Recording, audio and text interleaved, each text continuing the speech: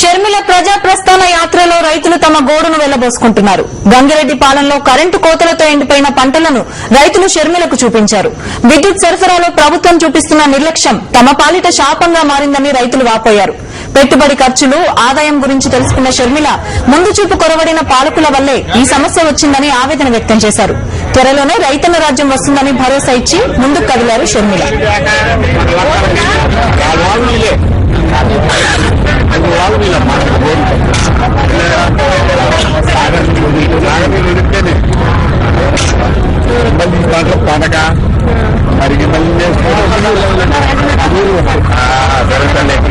మా నాన్నగారు మాకు ఓటేసిందమ్మా, దండం పెట్టిన కుదురు కాదమ్మా.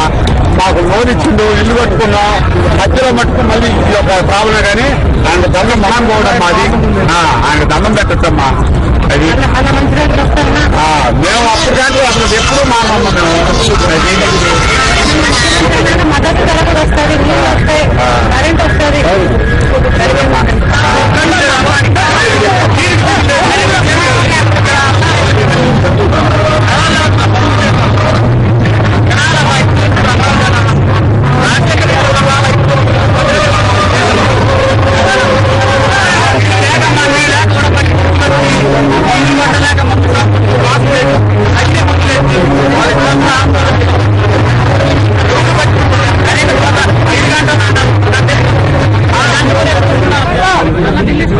పిల్లిస్తున్నారమ్మా మళ్ళీ.